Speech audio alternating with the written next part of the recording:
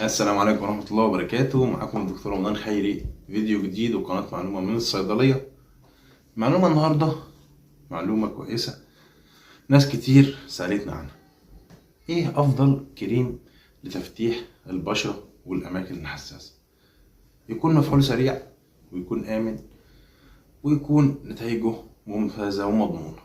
خلينا النهاردة اقولك، او طبعا لان الموضوع هيكون خاص اكتر بالسيدات، عن افضل كريم تفتيح في الصيدلية للأماكن الحساسة وتفتيح الوجه بسعر كويس وبنتيجة مضمونة 100%. الكريم اللي بكلمكم عنه طبعا استنيكم الأول تعملوا لايك للفيديو، شير للفيديو، وتشتركوا في القناة لو انتوا مش مشتركين عندي، عشان طبعا نشوف بعض في الفيديوهات الجديدة. الكريم هو ايه؟ الكريم هو رومكس كريم. دلوقتي تظهر صورته وسعره 135 جنيه.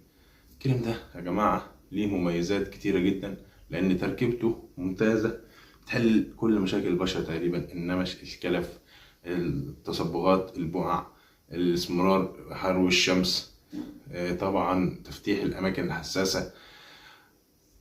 استخدامه سهل جدا وبسيط خالص. دهان على المكان المراد تفتيحه مرة في اليوم. لو الموضوع صعب شوية فممكن مرتين في اليوم. ولكن أنا عايز أقول لكم على حاجة.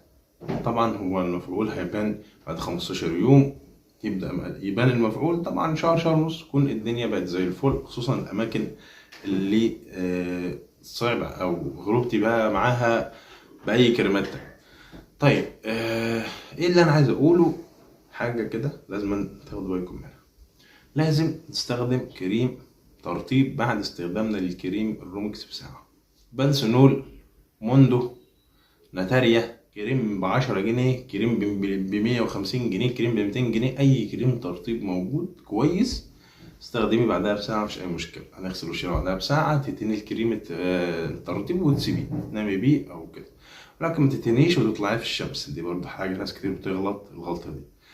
طيب كريم ايه تاني؟ كريم رومكس 35 جنيه حاليا، من الحاجات المضمونة اللي ذات كفاءة عالية في تفتيح الوجه والأماكن الحساسة، واللي طبعا وصفنا ناس كتيرة وجاب معاهم مفعول كويس جدا، وكان ردود الأفعال عليه ممتازة. دي كانت معلومة النهاردة. يا ريت لايك للفيديو، اشتراك في القناة زي ما قلنا.